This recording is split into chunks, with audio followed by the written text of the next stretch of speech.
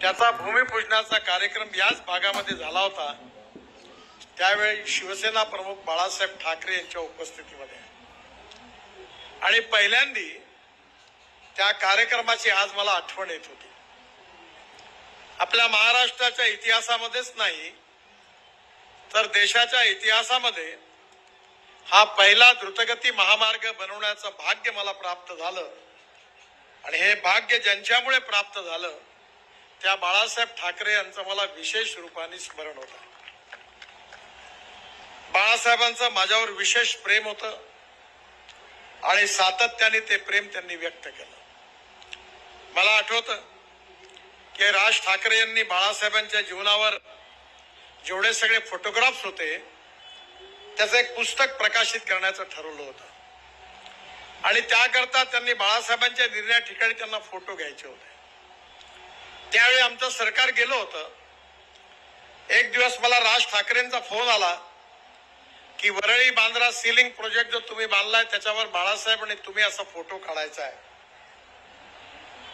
त्यावेळी त्यांनी मला सांगितलं की बाळासाहेबांनी असं सांगितलं की या पुलावर तुला जर माझा फोटो काढायचा असेल तर एका कंडिशनवर, हा पूल बांधणारा नितीन माझ्या बरोबर असेल तरच मी फोटो काढीन, नाही तर नाही काढणार।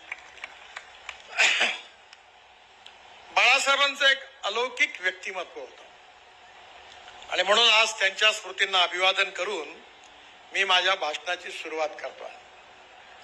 आपल्या या भागामध्ये गेल्या 10 वर्षामध्ये जवळपास 2 लाख कोटी रुपयापेक्षा जास्त कामं झालेली आहे।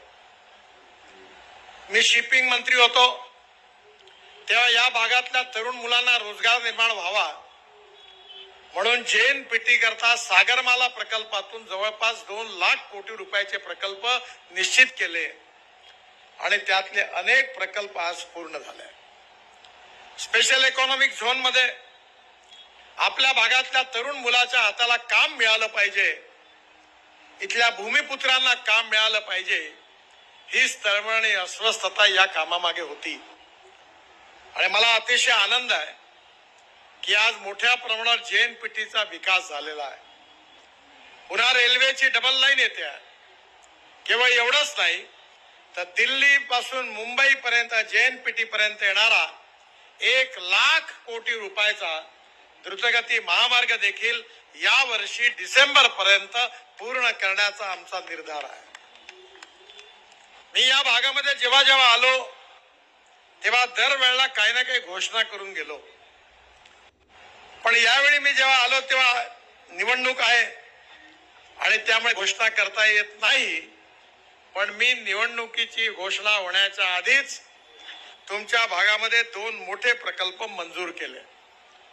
एक तर प्रकल्प होण्यासारखाच नव्हता। महेश बालदींना आणि प्रशांत ठाकूर यांना मी सांगितलं की हा NHच नाहीये आणि आता हा करणं काही शक्य नाही, तुम्ही आग्रह करू नका। पण महेशने सांगितलं, प्रशांतजींनी सांगितलं, ते दोघे दिल्लीला आले होते आणि मला म्हणाले या प्रकल्पाचं काम झालंच पाहिजे, काही करा, तुम्ही मार्ग काढा।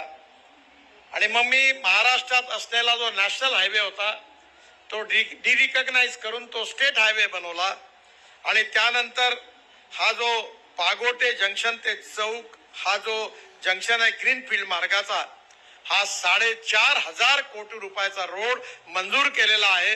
त्याचा टेंडर निघालेला आहे आणि येत्या 1-1.5 वर्षात हे काम पूर्ण होईल असा मी तुम्हाला विश्वास देतो।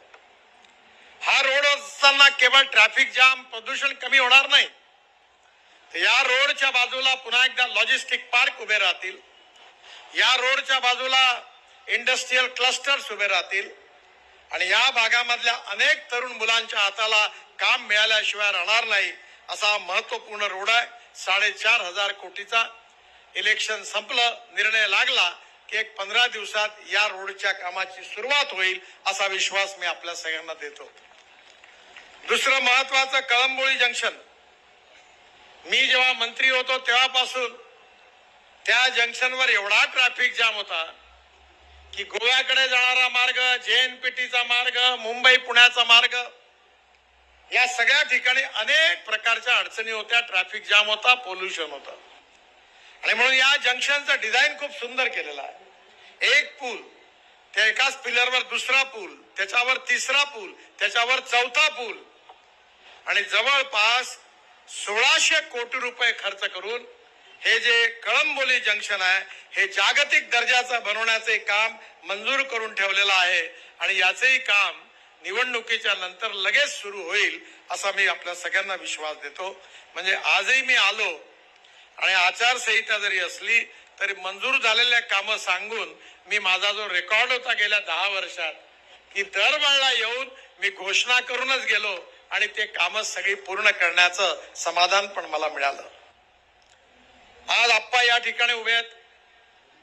अनेक वेळा या भागातल्या मतदारसंघातल्या कामाकरता त्यांनी सातत्याने पाठपुरावा केलेला आहे आणि हा परिसर बदललेला आहे. या भागामधली गरिबी, भूकमरी, बेरोजगारी आता दूर होताना दिसत आहे. तरुण मुलाच्या हाताला काम मिळालेलं आहे.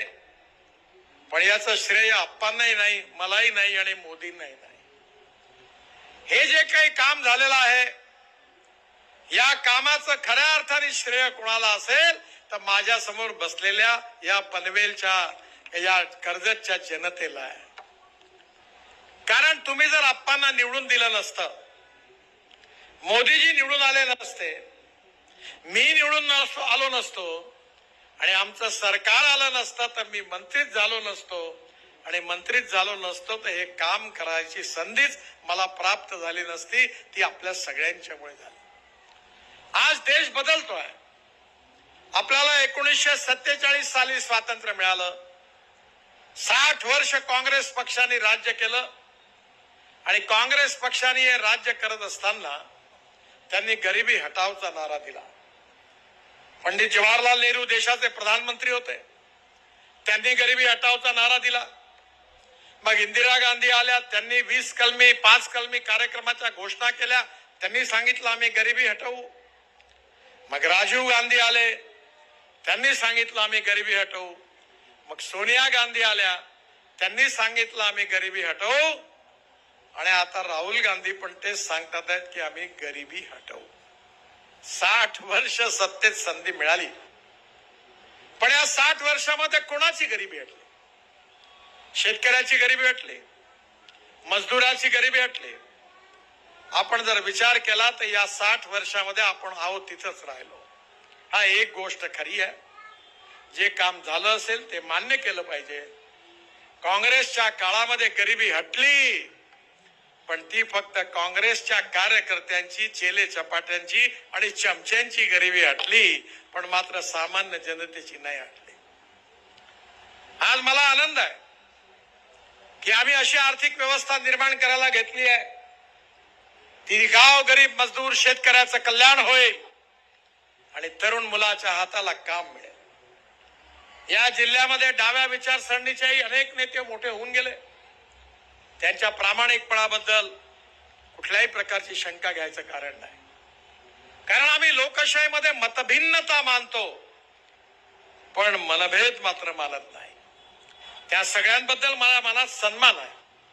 पण त्या काळामध्ये कम्युनिस्ट पार्टीने आपल्या आर्थिक सिद्धांताच्या आधारावर देशाच्या विकासाचं मॉडेल मांडलं.